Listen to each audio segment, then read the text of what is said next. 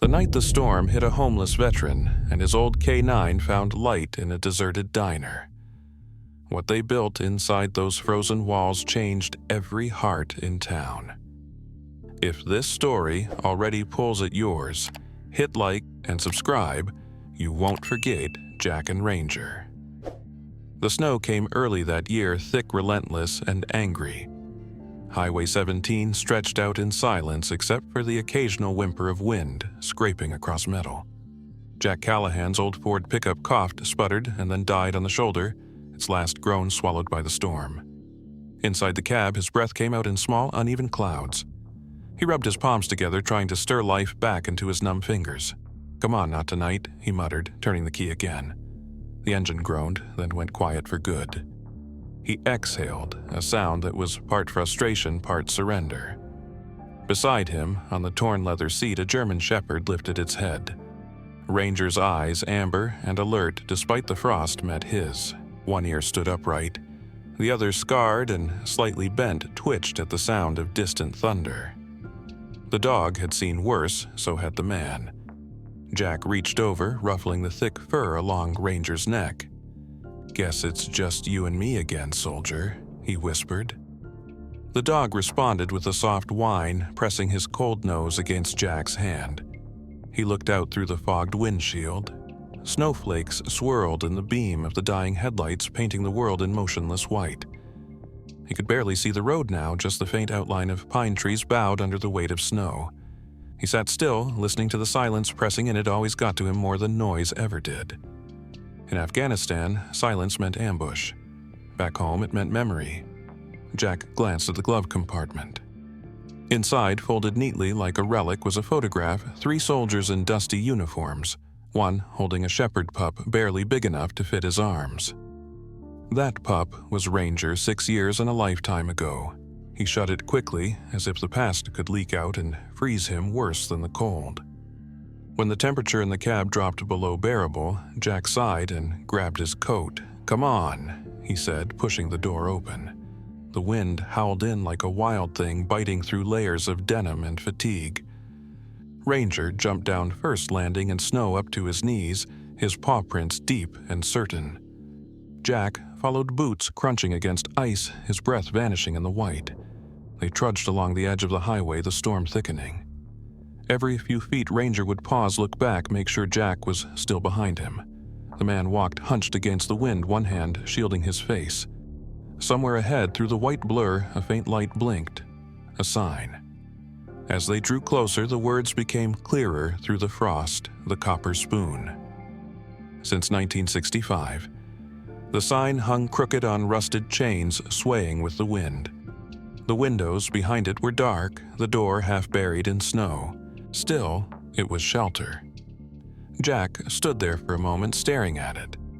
A diner abandoned and forgotten, just like him. He gave a half laugh, bitter, breathless. "You picking our motels now?" he asked Ranger. The dog tilted his head, ears twitching. They pushed open the door together. It gave a long, low groan, like something exhaling after years of silence.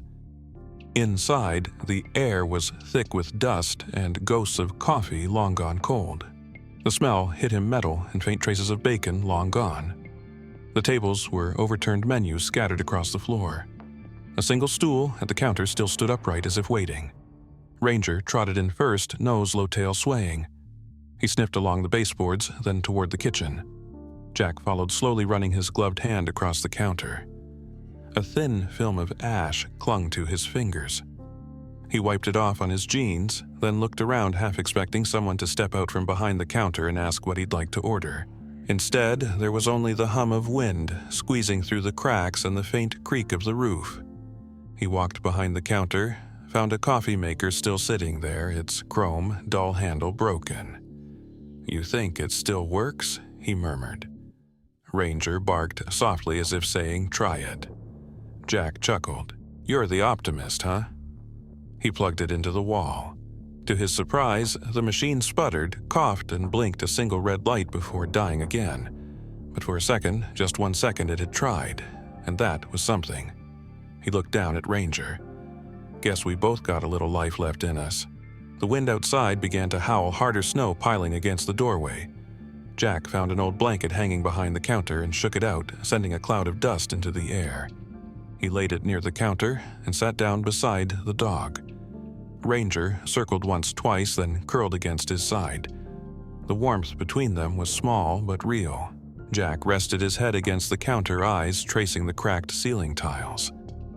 "We'll figure it out tomorrow," he whispered. "Just not tonight." The light from the broken coffee maker flickered once more before fading completely. Outside, the storm raged. Inside, for the first time in a long while, there was quiet. Not the kind that scared him, but the kind that held him still. Ranger let out a soft sigh and Jack smiled in the dark. For now, they had a roof. For now, they were home. The morning came quietly, though the world outside still looked frozen in mid-breath. The storm had eased, leaving behind a silence that pressed against the diner's glass. Inside, the air was thick with old oil and dust, the kind of smell that clung to forgotten places. Jack stirred beneath the blanket, the stiffness in his bones a reminder of how long the road had been. Ranger was already awake, sitting by the door, watching the light crawl through the cracks in the boarded windows. Jack rose slowly, brushing the dust off his coat. His breath made small clouds in the air. "Morning, soldier," he murmured, his voice hoarse but tender. Ranger wagged his tail once and looked toward the back room where faint metallic glints caught the light. Jack followed, boots crunching against broken glass and old receipts that littered the floor. He flipped a switch near the counter, and a single row of emergency lights flickered to life in a weak yellow pulse still fed by the service line from the pole outside. The sudden brightness startled both man and dog. The ceiling fan stirred, pushing the dust into slow spirals like ghosts stretching after decades of sleep. The diner came into view. Rows of booths lined the walls, their red vinyl cracked and peeling. Plates still sat stacked behind the counter, rimmed with grime but perfectly aligned as if waiting for an order that never came. A clock above the door ticked faintly before giving up after a few seconds. Jack's hand brushed over the countertop. His glove came away gray. "Looks like this place hasn't seen a heartbeat in years," he whispered. The word heartbeat lingered in his mind longer than he expected. Ranger had wandered off toward the far wall where faded photographs hung unevenly. He sniffed at one of them and gave a small bark, the sound echoing softly through the empty space. Jack stepped closer, his curiosity catching. It was a black and white photo, framed but yellowed around the edges. A man in uniform stood proudly outside the very same diner, his hand resting on the head of a German shepherd, strong, alert, and strikingly similar to Ranger. The resemblance was uncanny. Jack's chest tightened, as if the photo had reached out and grabbed him by the collar. He looked closer, reading the brass nameplate beneath the frame. It was tarnished, but the words were still legible. "Keep its heart beating." Jack blinked, unsure if the ache he felt was from nostalgia or something deeper. "You seeing this boy?" he asked softly. Ranger sat down, tail still, ears pricked. His amber eyes flicked from the photo to Jack and back again as if he understood. "Whoever you were," Jack whispered toward the photograph, "you took good care of him." He reached up and dusted the frame with his sleeve, revealing more of the man's face. The lines, the steady eyes, it wasn't just any veteran. There was a familiarity there, something that made Jack's pulse falter for a moment. Maybe it was the posture, the squared shoulders, the quiet pride that came from serving. It mirrored his own reflection, older, but not so different. He stepped back and looked around the diner again. The photo was one story, the building itself was another. Both worn down, both built with hands that once believed in something.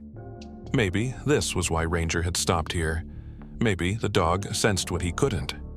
Jack's gaze wandered to the back counter where an old register sat under a layer of dust. He lifted the lid and found a handful of coins tarnished beyond use and a folded receipt dated decades ago. The total read $2.45, coffee and eggs. Beneath it, written in faint pencil, were two words, "Paid forward." He stood there for a long moment, the words rolling around in his head. Paid forward. Keep its heart beating.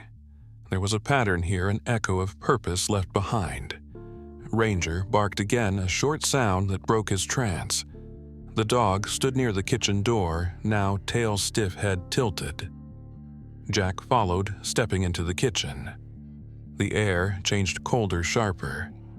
Metal counters lined the walls, the faint scent of grease still clinging. Pots and pans hung crookedly, their surfaces dull and silent. In the center of the room stood an old coffee pot, blackened with age but intact. He picked it up, turned it over in his hands. It was heavier than it looked. He set it down gently, almost reverently. "You just needed someone to keep you going, huh?" he said under his breath. The words weren't really for the coffee pot, or the photo, or even the diner. They were for himself. Ranger moved closer, his fur brushing against Jack's leg. The warmth of it steadied him. The wind outside picked up again, rattling the windows. Somewhere deep in the building, a beam groaned. Jack turned toward the sound, half expecting to see movement in the shadows. Nothing. Just the sigh of a structure remembering how to breathe. He turned back to the photo one last time before heading toward the counter. The man in the frame stared out with quiet resolve, hand forever resting on the head of his faithful companion. "Keep its heart beating," Jack repeated softly. He didn't know what it meant yet, but something in him decided to listen. Ranger patted ahead, stopping at the door that led to the storage room. He looked back, eyes bright, as if waiting for permission. Jack hesitated, glancing once more around the diner, the flickering lights, the humming wires, the echo of footsteps long gone. "All right," he said finally. "Let's see what else this place has to say." The wind howled outside again, louder this time, and for a brief second Jack thought he heard something else buried in it. A faint hum, almost like a heartbeat returning to a chest long still. He froze listening. But when the sound faded, all that was left was the whisper of snow brushing against the door.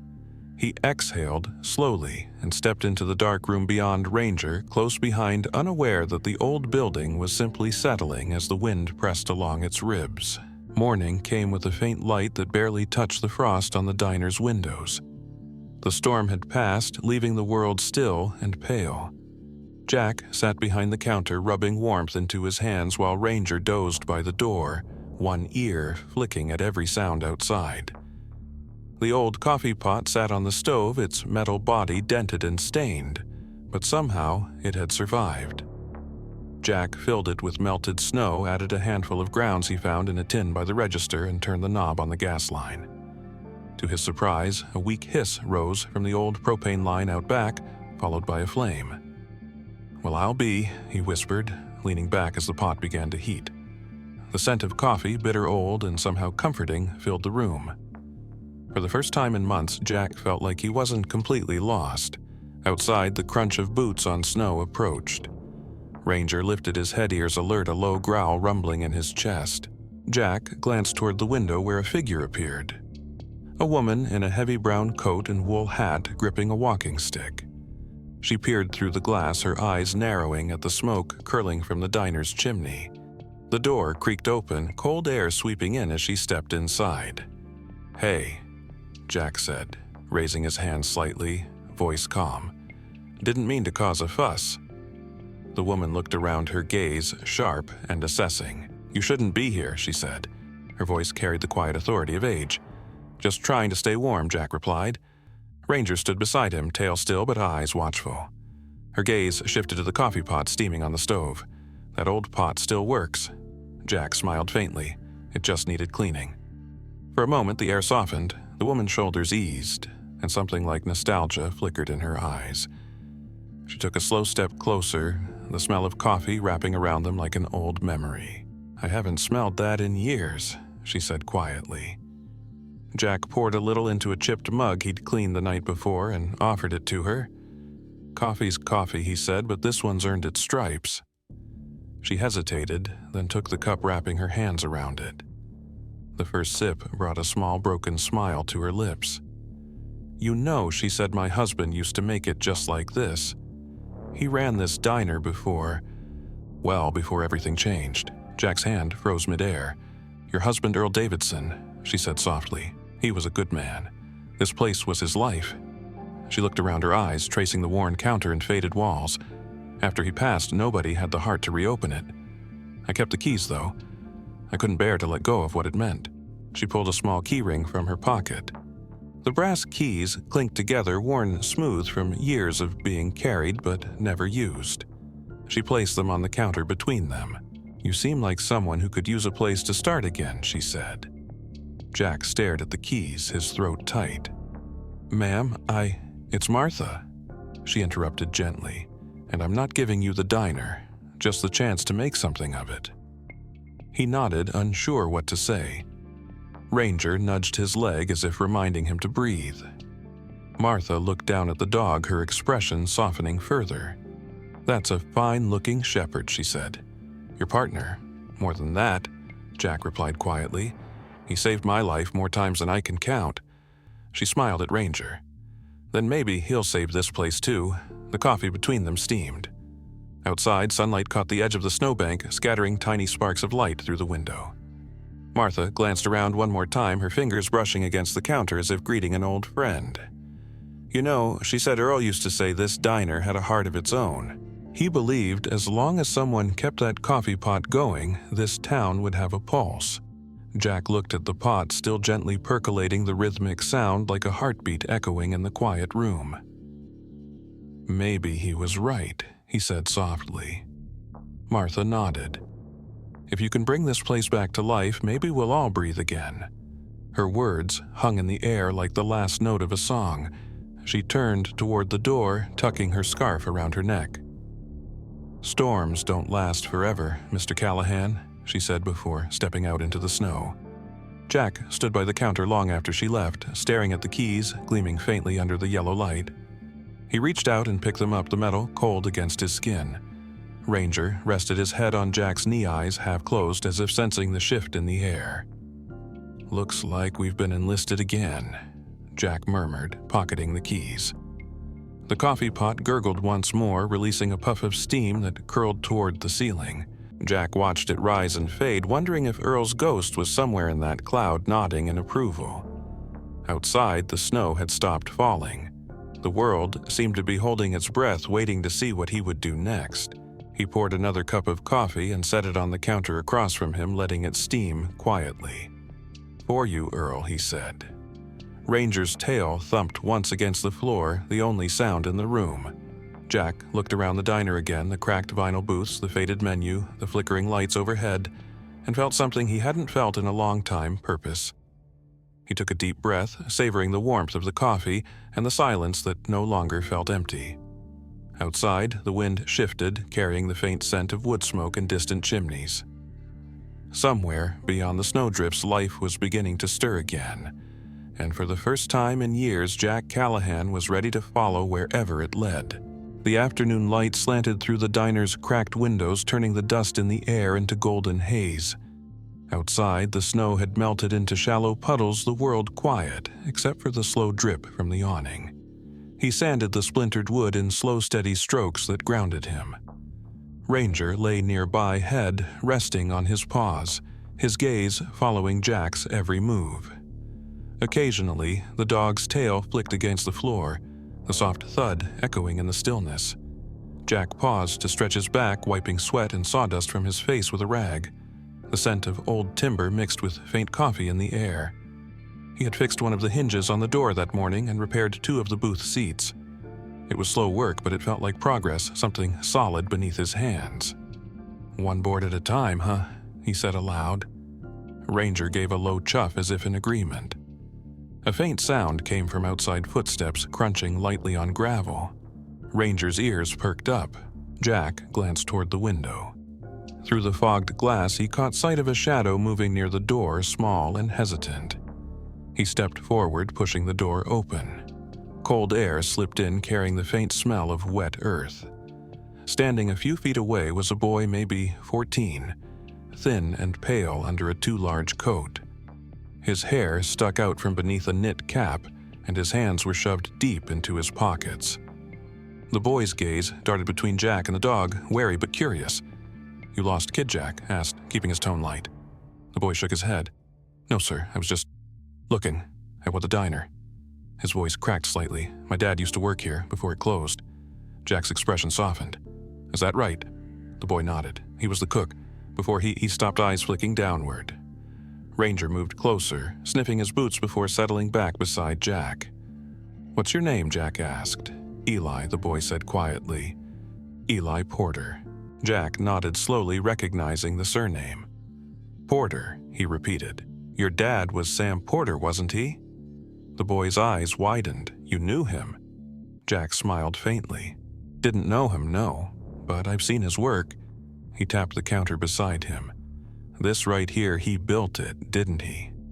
Eli stepped forward, eyes tracing the curve of the polished wood. Yeah, he whispered.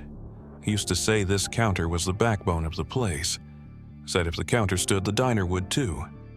Jack looked down at the worn grain beneath his hand. Smart man. Eli shifted awkwardly, then reached into his coat pocket and pulled out a folded piece of paper. I found this in our attic, he said, holding it out. Jack unfolded it carefully. It was a blueprint of the diner, hand-drawn, detailed, full of careful notes and neat handwriting. Margins were filled with reminders. Replace booth 3 cushion. Keep light over counter warm. Never serve coffee cold. Jack felt something twist in his chest as he read. Your dad drew this. Eli nodded. He wanted to expand the place, make a patio in the back. Said one day he'd see people eating breakfast in the sun. Jack looked around at the faded walls, the tired furniture, the ghost of laughter that seemed to linger in the corners. He placed the blueprint on the counter and smoothed it out gently. Your dad had good dreams. Eli hesitated. He didn't get to finish them. Jack's voice softened. I'm sorry, kid. He got sick, Eli said, eyes down. They said it was depression, but I think it was just losing this place. After it closed, he never cooked again. Jack felt a weight settle in his chest. He glanced at Ranger, who was watching the boy with quiet eyes, tail motionless. Sometimes, Jack said, his voice almost a whisper, when you lose the thing that gives your days meaning, it takes the rest of you with it. Eli nodded slowly, his small hands tightening around the edge of his coat. I don't want it to disappear again, he said, his voice steady despite the tremor in it. Jack studied him for a moment, then looked down at the blueprint. The boy's determination stirred something familiar, a flicker of purpose he'd thought long dead. He tapped the drawing with one finger. Your dad built this counter, he said. Maybe it's time we finish what he started. Eli's eyes lifted wide and uncertain. You'd help me. Jack gave a small nod. Not help you, kid. We'll build it together. Ranger barked, once sharp and bright as if sealing the promise. Jack chuckled. See, even he's in. He grabbed a pencil stub from behind the register and placed it next to the blueprint. All right, Eli Porter, you and me, we've got work to do. The boy smiled for the first time, a small, fragile thing that looked like sunrise. He stepped closer to the counter, tracing his father's handwriting on the paper.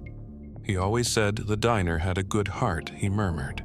Jack said, Then let's see if it still beats. Outside, a gust of wind swept past the diner, rattling the windows. Jack glanced toward the light filtering through the glass. It seemed brighter, now warmer. He looked back at the boy who was studying the blueprint with quiet awe and felt the shift inside him settle into something solid. The past wasn't gone. It was waiting to be rebuilt. He turned toward the back room where the old tools lay scattered on the workbench and motioned for Eli to follow.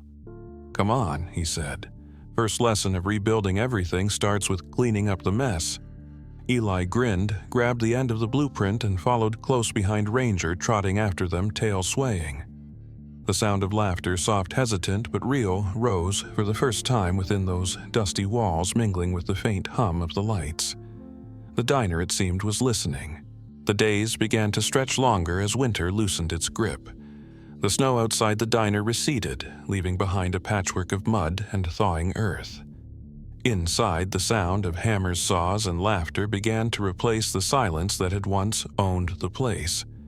Jack worked with a steadiness that surprised even him. Eli's sleeves rolled up and face streaked with dust mirrored his every move, eager and clumsy but full of purpose. Ranger stayed close, tail wagging, sometimes stealing a rag or carrying small scraps of wood in his mouth, proud of his contribution. Word of life returning to the Copper Spoon traveled quickly through Millbrook.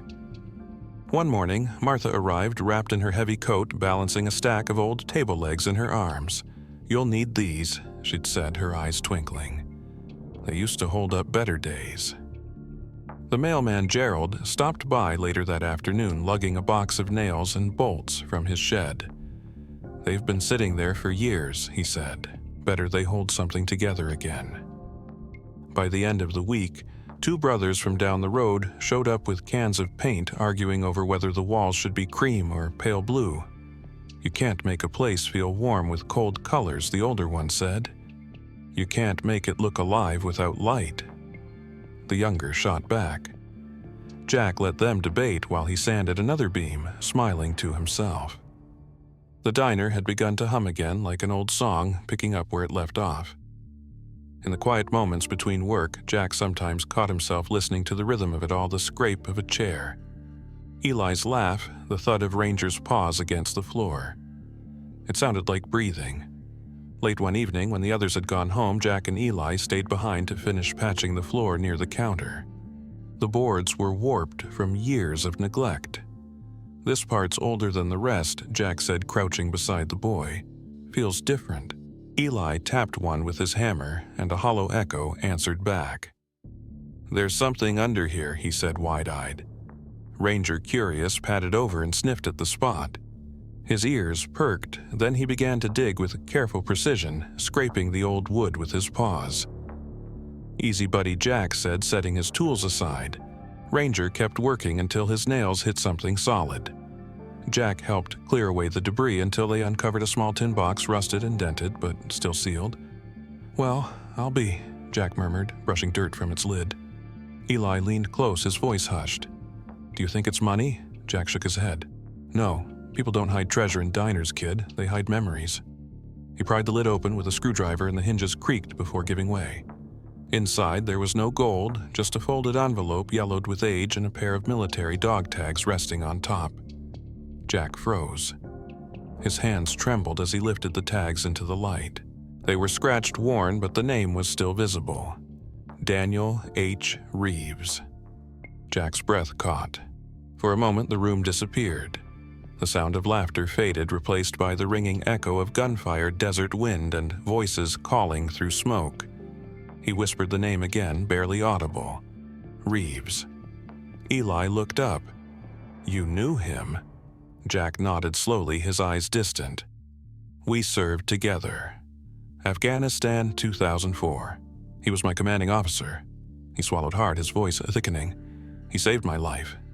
Eli's gaze dropped to the envelope. "Then maybe this was meant for you." Jack hesitated, then unfolded the letter carefully. The handwriting was rough, hurried, the ink faded. He began to read aloud. "To the soldier who feeds others when he himself is hungry," his voice faltered as the words sank in. "If you're reading this, then I didn't make it back. But if you did, that means this place, our place, found its way into the right hands." Jack stopped pressing the paper against his chest. The next lines blurred through the tears gathering in his eyes. He took a long breath, steadying himself, and continued softly. "Don't let the world harden you, Jack. You were always the builder. Keep building." He lowered the letter slowly, his vision swimming. Ranger moved closer, pressing his head against Jack's knee. The dog's eyes shone warm and knowing. Jack reached down, fingers sinking into the fur between his ears. "You knew, didn't you?" he whispered. "You always know." Ranger responded with a small steady whine, the sound low and comforting. Eli watched in silence, his own hands clenched around the edge of the counter. The letter had turned the diner from an old building into something sacred. It wasn't just a place anymore, it was a promise carried forward through time and blood and memory. Jack folded the letter carefully and placed it back in the box with the tags. He stood wiping his eyes with the back of his hand. "He was a good man," he said softly. "A better one than most." Eli hesitated, then asked, "What will you do with it?" Jack looked around the diner, the fresh paint drying on the walls, the repaired counter gleaming under the flickering light. "We'll keep it here," he said, "where it belongs." He placed the tin box beneath the counter, tucking it between 2 boards. Some things aren't meant to be taken away. They're meant to hold the place together. Ranger sat beside him, tail tapping once against the floor. The coffee pot hissed softly in the background as if agreeing. Jack turned to Eli, his voice quiet but sure. "Tomorrow we start early. We've got a legacy to finish." The boy nodded, eyes bright, shoulders straightening as though he understood the weight of that word. Legacy. He smiled faintly. "Yes, sir." Outside, the wind had stilled completely, and through the cracks of the window came the faint sound of church bells from across town, slow and steady, marking the passing of another day. Jack listened the rhythm of it syncing with the faint hum of the diner's lights, the sound of something once lost now stirring back to life. Morning light filtered through the blinds, soft and golden, catching the dust motes that floated lazily in the air. Jack was brewing coffee behind the counter while Eli scrubbed paint off his hands, and Ranger lay stretched near the door, his ears twitching at every creak of the floorboards. The air inside the diner felt lighter these days. There was laughter in it now, small, uncertain but real. Jack poured a cup and leaned against the counter, taking a sip while watching the boy hum off-key to a song only he seemed to know. It was starting to feel like a home again. But then Ranger's head shot up his ears, pricking toward the door. He let out a sharp bark that made Jack set his cup down at once. The dog trotted to the entrance, nose pressed to the crack beneath it, tail stiff. Jack opened the door just as Ranger bounded out into the morning chill. There, half buried in the snow by the steps, lay a young woman, still pale, her hair tangled with frost. Jack's heart lurched. He knelt beside her. "Hey," he said, his voice low but urgent. "Hey, can you hear me?" The woman's eyelids fluttered, a faint groan escaping her lips. Ranger whined and began nudging her arm gently with his nose.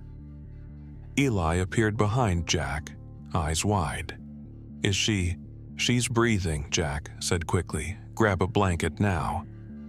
The boy ran inside while Jack lifted the woman's shoulders, pulling her closer to his chest. She looked young, maybe late 20s, but the exhaustion around her eyes told its own story.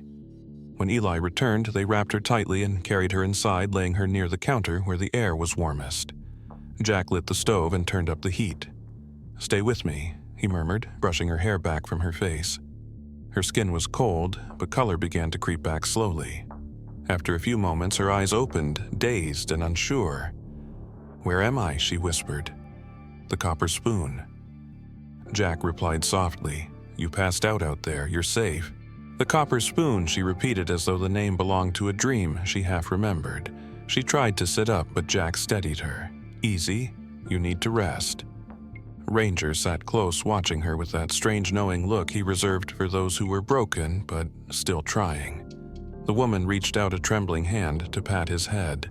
"He's beautiful," she said. Ranger Jack told her. "My partner." "He's limping," she murmured. Jack's eyes flicked toward the dog's right leg. The limp had gotten worse lately, but he had told himself it was nothing. "Old wound," Jack said quietly. "Never healed right." The woman's gaze sharpened. "I'm a vet," she said. "Or I was. Lost my job last month." She looked at Ranger again, a spark of purpose flickering in her eyes. "If you'll let me, I can help him." Jack hesitated. "We don't have supplies or money, then we improvise." She said simply, the kind of calm that comes from knowing pain firsthand. "You'd be surprised what a steady hand boiled instruments and clean bandages can fix." Jack studied her face, the quiet conviction there. "Name's Jess," she said finally. "Jess Moore. Jack Callahan." He replied, then nodded. "All right, Jess. Let's do it." That night, they cleared a space in the kitchen. The diner's light fixtures buzzed softly, the only illumination coming from a single bulb above the counter. Eli stood by with a flashlight, his hands trembling but determined. Jess cleaned her tools, every motion precise. Jack knelt beside Ranger, his hands resting on the dog's shoulders. "You've been through worse," he murmured. "You'll get through this too." Ranger looked up at him as if to say, "I know." Jess took a deep breath. "All right," she said. "Let's save this soldier."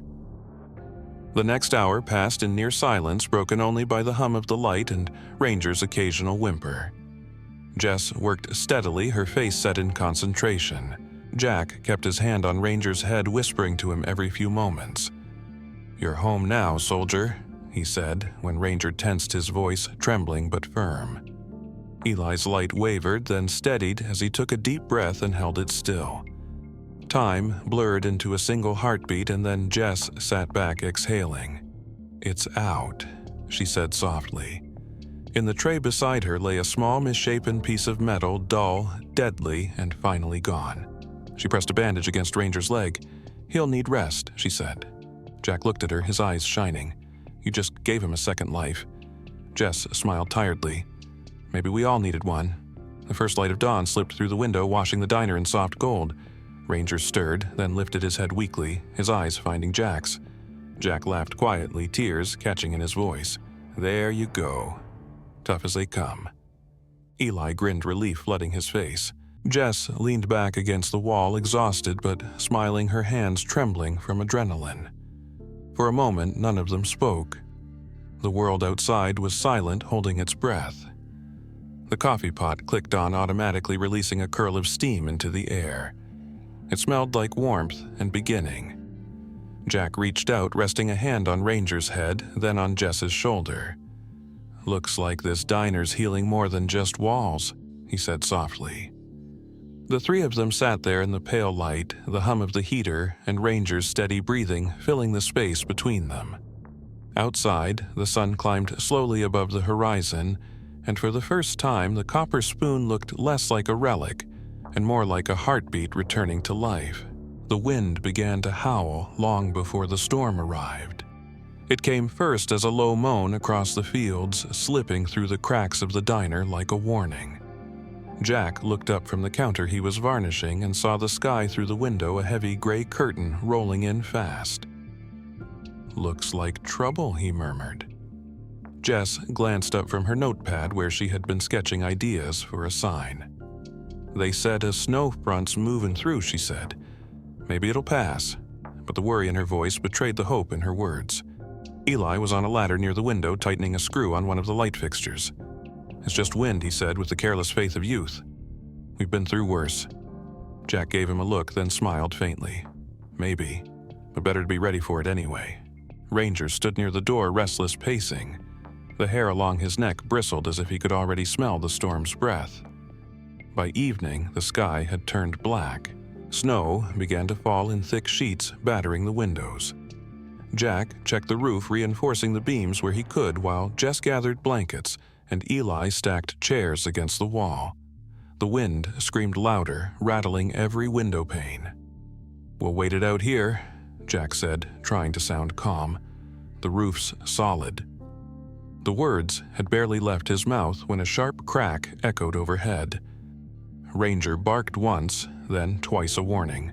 Jack looked up just as the ceiling groaned. "Get down!" he shouted. The world split open with a deafening roar. The roof collapsed inward, sending a storm of wood and snow crashing into the room. Jack dove toward Eli, shoving him out of the way. The impact drove him to the ground. He felt the cold bite through his coat, the weight of debris pressing into his back. His breath came in ragged gasps. "Eli," he called, but his voice was swallowed by the howl of wind. Somewhere to his right, Ranger barked desperately, the sound muffled by the storm. "Ranger," he tried again, his voice hoarse. Through the haze of snow and dust, he saw a flicker of movement, a dark shape forcing its way through the wreckage. Then warm breath and fur. Ranger was there, nose pressed against Jack's cheek, whining low and urgent. "Good boy," Jack whispered, trying to push up, but pain flared through his shoulder. He couldn't move his left arm. "Find the kid," he rasped. Ranger hesitated, then barked once and bounded toward the sound of crying. Jess had managed to crawl free from behind the counter, her hands scraped raw. She spotted Eli pinned beneath a fallen beam. "Hold on," she yelled, trying to move the debris, but it wouldn't budge. Ranger appeared, digging furiously at the snow-covered floor teeth, tugging at Eli's coat. Jack, half-crawling, dragged himself toward them, every motion a knife in his side. "Lift," when I say, he gasped to Jess. Now, together, they heaved, pushing the beam enough for Eli to slide out. Jess pulled him free and checked him over quickly. "He's okay," she said, her voice shaking. "Bruised, but okay." Jack collapsed beside them, breathing hard, his face pale. Ranger pressed close, his fur streaked with blood that wasn't his own. The wind screamed through the broken roof, carrying snow into every corner of the diner. The lights flickered and went dark. They were left with only the soft glow of a single lantern Jess had managed to grab. Jack looked around at what was left: splintered beams, shattered glass, the coffee pot crushed beneath a fallen shelf. The diner that had begun to feel like home was now just wreckage again. He laughed weakly, though it sounded more like a sigh. "Guess we'll be starting over once more." Jess knelt beside him, wrapping a blanket around his shoulders. "Don't talk," she said gently. "Save your strength." He met her eyes, then looked toward Ranger, who was lying down now, sides rising and falling in quick, shallow breaths. "You're bleeding," Jack murmured, reaching out. The fur on Ranger's flank was dark, but the wound was shallow, just a cut from glass, not deep enough to break him. "You're okay," Jack said, his hand trembling as it brushed the dog's neck. "You did good." Ranger responded by laying his paw on Jack's leg, his eyes steady and bright even through the pain. The night dragged on. They huddled together in the cold, listening to the storm shaking the remaining walls. Eli clung to Ranger's side, his small hands buried in the dog's thick fur, drawing warmth from the heartbeat beneath. Jess sat on the floor holding the lantern steady while the snow crept closer. Every so often, Jack's eyes would close, and she would shake his shoulder gently to keep him awake. "We're still here," she kept saying. "We're still here." When dawn finally came, the storm had spent itself. The silence that followed was eerie and absolute. Through the collapsed roof, pale sunlight poured in, revealing what was left of the diner. The walls leaned, the counters were buried, and the floor was blanketed in snow. It looked like the aftermath of a battle. Jack stirred his body stiff and aching and sat up slowly. Eli and Jess were asleep beside Ranger, who opened one eye at the sound of movement. Jack smiled faintly. "We made it," he whispered. He looked around at the ruins of the broken beams and shattered dreams and let out a breath that fogged in the cold air. "We lost again, didn't we?" he said softly. Ranger lifted his head and placed a paw on Jack's knee. Jack looked down at him, the ghost of a smile on his lips. "Yeah," he murmured, brushing his hand over Ranger's fur, "but this time we're not alone." Outside, the world was blinding white clean and untouched. Somewhere in the distance, a bell rang, faintly church bells maybe echoing across the frozen town. Jack closed his eyes and listened, the sound mingling with Ranger's steady breathing beside him. The storm had taken everything they had built, but not the reason they had started.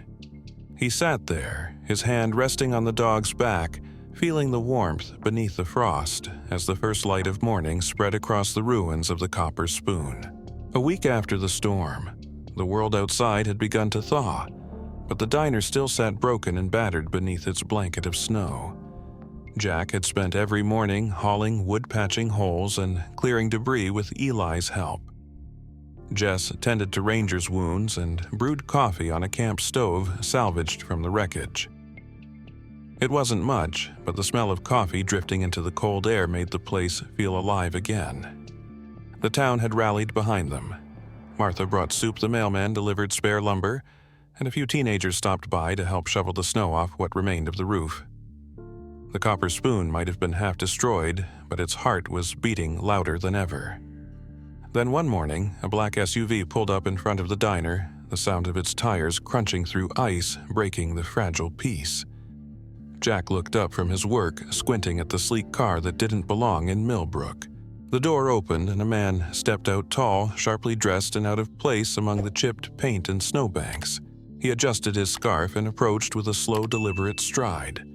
Ranger rose at once, standing between Jack and the stranger, his low growl rolling in his chest. Jack frowned, wiping his hands on his coat. "Can I help you?" The man stopped a few feet away, his expression unreadable. "It depends," he said evenly. "Do you recognize me?" Jack froze, the voice older, steadier, but familiar. He took a step forward, studying the man's face. It hit him all at once. "Luke." The man's jaw tightened. "It's been a while." 10 years, Jack said, quietly, the words tasting bitter and heavy. "You look like your mother." Luke's gaze flicked past him to the ruins of the diner. "This property's condemned, Dad," he said flatly, his tone professional, detached. It's on county record. I'm here on behalf of Meriden Development. They acquired the land at a tax sale years ago, and you're trespassing."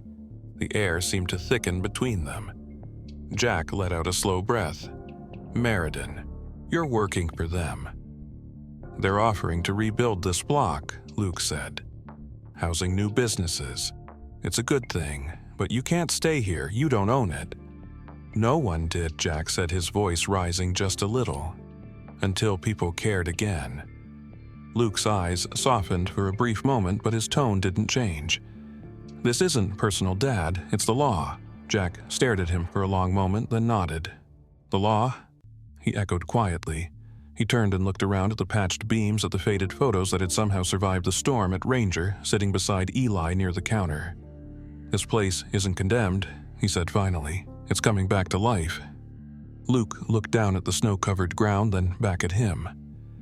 "So were a lot of things," once he said softly. "Doesn't mean they're meant to last." "You're wrong," Jack said, meeting his gaze. "So was I once. But someone rebuilt me." The words hung in the cold air, heavy and quiet. Luke said nothing. His eyes flickered just for a second, betraying something, guilt maybe, or recognition. Then he reached into his coat pocket and pulled out a sealed envelope. "You have 2 weeks," he said. "After that, the county takes it down." He placed the papers on the counter and turned away. Jack didn't move. "Luke," he called after him. The man stopped his back, still turned. "Your mother," Jack began, but Luke cut him off. "She doesn't talk about you," he said, his voice low, controlled. "Maybe it's better that way." Jack's shoulders sank. He watched as his son walked back to the car, the wind tugging at his coat. The SUV's door slammed, the engine roared to life, and within moments the car disappeared down the road, leaving only tire tracks in the slush. The silence that followed was deafening. Jess stood in the doorway, arms crossed, worry etched across her face. Eli looked down at the ground, unsure of what to say. Jack leaned heavily against the counter, staring at the papers. "It's from the county," he said flatly. "Eviction notice," Jack replied, voice flat. He unfolded the letter, the black ink stark against the white page. "Condemned structure. Mandatory removal." His hands shook slightly as he set the papers down. After everything, he whispered more to himself than to anyone else. He sank onto a stool, shoulders heavy, the weight of years pressing down all at once. The fight had left him before, but this time it hurt differently, deeper, closer to the bone. He rubbed his face with his hands, exhaling hard. Maybe this is it. Ranger moved closer, resting his head on Jack's arm. His eyes, steady and bright, met Jack's with that same wordless faith that had carried them through war storms and grief. "Don't stop now," those eyes seemed to say. "Not yet." Jack let out a soft laugh that caught halfway between pain and gratitude. He placed a trembling hand on Ranger's head. "You always were the stubborn one," he murmured. Eli stepped forward, his voice small but firm. "What are we going to do, Jack?" Jack looked at the boy, then at Jess, then back at the battered walls that had somehow stood through everything. "I don't know," he said quietly, "but I'm not walking away." Jess smiled faintly, relief flickering through her tired face. "Then we'll fight," she said. "All of us." Jack nodded slowly, his eyes lingering on the door where his son had just stood. "Yeah," he whispered, "all of us." He folded the papers, carefully set them aside, and picked up his hammer again, his hand steady. Outside, the sun broke briefly through the clouds, its light spilling through the shattered roof, catching the dust in midair. The diner glowed for a heartbeat, faint, fleeting, but alive. The wind had softened into something almost forgiving, carrying with it the faint scent of thaw and wood smoke. Jack stood outside the diner, his breath forming clouds that dissolved into the pale morning. The building still bore scars from the storm-cracked beams, shattered glass, but it stood. Every creak of the boards sounded like defiance. He ran a hand over the old truck parked nearby, its paint-chipped engine silent. It had carried him across half the country, once through deployments, through loss, through everything. Now, it was the only thing left worth anything. He took one last look at it before pulling the for sale sign from his coat pocket and setting it on the windshield. Jess watched from the doorway, her arms crossed tightly. "You don't have to do this," she said. "I do," Jack replied quietly. "That roof won't fix itself." Within 2 days, the truck was gone. The cash he got barely covered the supplies, but it was enough. The town pitched in what they could paint nails, even a second-hand window from the old library. By the end of the week, the copper spoon began to look like itself again. "Feels like it's breathing," Eli said one evening, watching the warm light spill from the windows. Jack smiled, wiping dust from his hands. "Then we did something right." That night, snow began to fall again, gentle at first.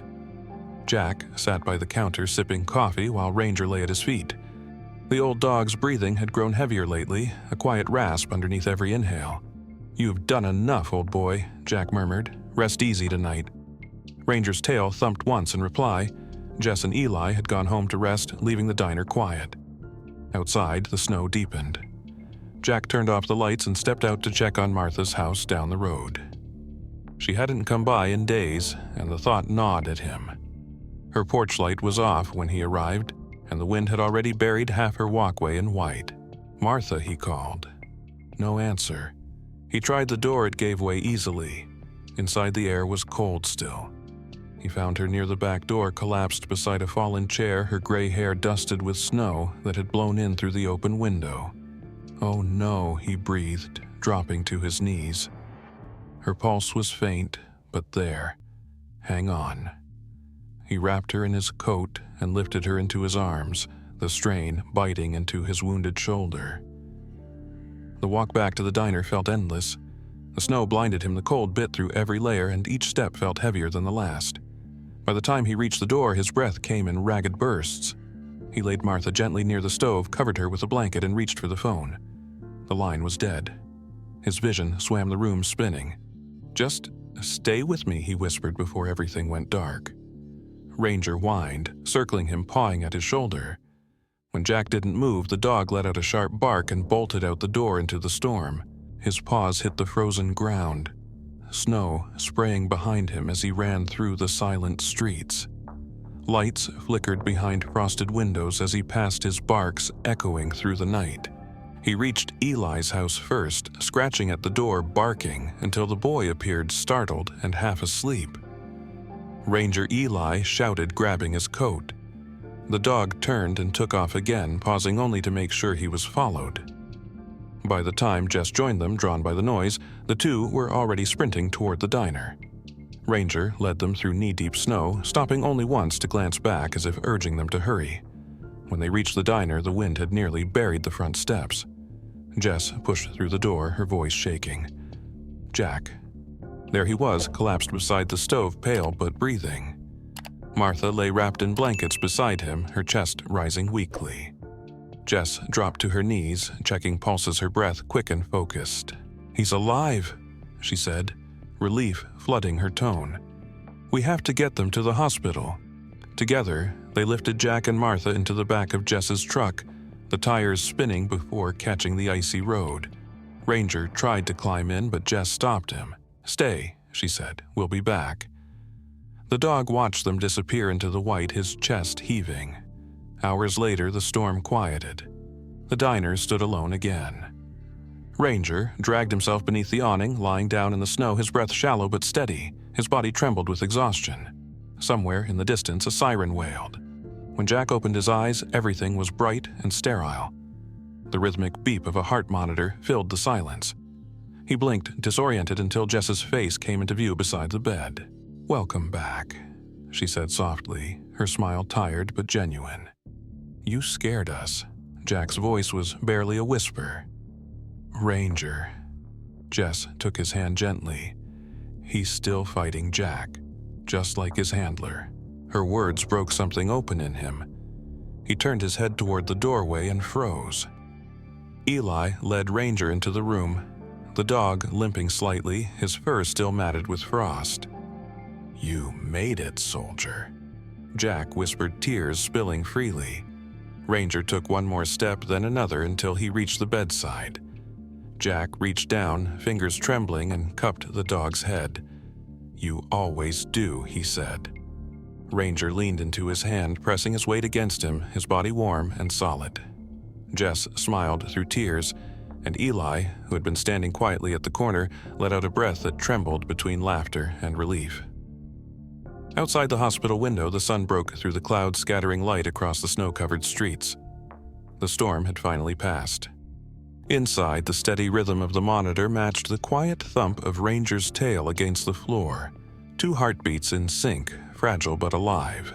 Spring came slowly that year, cautious and tender, as if the earth itself had been holding its breath for too long. The snow melted from the roofs, first dripping in steady rhythms that sounded like relief. By April, the fields outside Millbrook had turned soft and green again, and for the first time in what felt like forever, laughter carried on the wind. The Copper Spoon stood at the heart of it all. Its walls repainted, its windows polished, its sign restored to a gleaming copper hue that caught the morning light. Jack stood outside the front door one morning, coffee cup in hand, watching as the first guests arrived. The door swung open easily, now the small bell above it chiming bright and clear. Inside, the air was warm and alive with the smell of bacon cinnamon and fresh coffee. Every table was taken. The town had come back. It hadn't been easy. After a town vote and a Veterans' Foundation grant, Meriden released its claim, and the county lifted the condemnation, and word of what happened spread fast. People came, neighbors, veterans, even strangers from towns over, donating what they could. The Veterans Foundation sent supplies. Martha managed the books, Jess worked the kitchen, and Eli, who now wore an apron 2 sizes too big, greeted customers with the proud confidence of someone who had earned his place.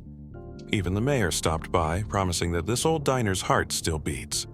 Jack had just smiled. He didn't need the mayor to tell him that.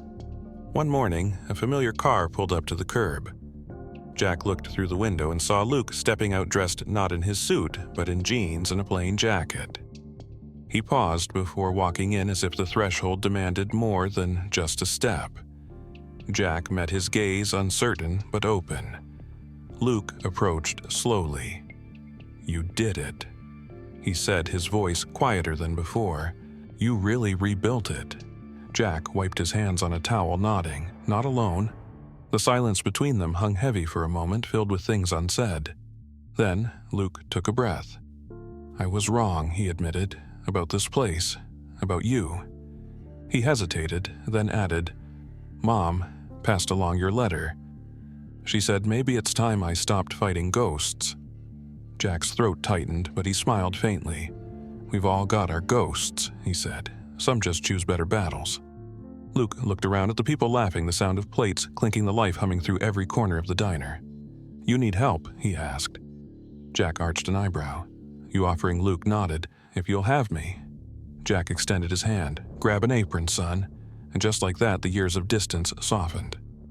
Luke started showing up every morning, learning to pour coffee, take orders, fix the register when it jammed. He wasn't perfect, but he tried. Every time he stumbled, Ranger was there beside him, tail wagging as if to say, "We're all still learning." The dog had taken to standing by the door each morning, greeting guests with a low, warm bark that felt like a welcome home. Children would pet his head, old men would scratch behind his ears, and every veteran who walked in would nod respectfully. Above the counter hung a framed photo of him, Ranger, in his best days, strong and noble, standing beside Jack in front of the diner. Below it, a small brass plaque read, "He was never just a dog." Eli was the one who suggested placing the tin box back under the floorboards. "It belongs here," he said, holding it carefully. Inside were the same letters and dog tags, now joined by one more note, Eli's neat handwriting, scrawled across fresh paper. "To the dog who taught us loyalty and the man who showed us how to rebuild." Jack read it silently, his eyes glistening, then nodded. Together, they sealed the floor back. The sound of the hammer echoing softly through the diner, a heartbeat finding its rhythm again. Rain came that afternoon, light and steady tapping against the windows in an easy rhythm. The sky turned silver, the world outside blurred by the drizzle. Jack wiped down the counter while Luke refilled cups and Jess teased him for his clumsy hands. Martha laughed from her corner booth and Eli darted between tables balancing plates like he was carrying treasure. Ranger sat near the doorway watching the street with calm patience. Then through the gray veil of rain, a small figure appeared, a tiny golden pup, soaked and shivering, standing in the middle of the road. Ranger rose immediately, ears pricked tail low. Jack looked up just as the pup whined softly. He grabbed a towel and opened the door. "Hey there, little one," he said gently. The puppy hesitated, then took a step forward, paws slipping on the wet pavement. Ranger trotted out, closing the distance. He sniffed the pup carefully, then licked the top of its head once firm and gentle, before turning back toward Jack, as if to say, "This one's with us." Jack smiled, crouching down to scoop the pup into his arms. "Guess we're hiring another helper," he said, his voice carrying that familiar mix of warmth and wonder. Luke chuckled, shaking his head. "You'll need a bigger counter." Jess grinned, or a bigger heart. Jack laughed softly, setting the puppy down beside Ranger. The old dog leaned against his leg, eyes half-closed, content.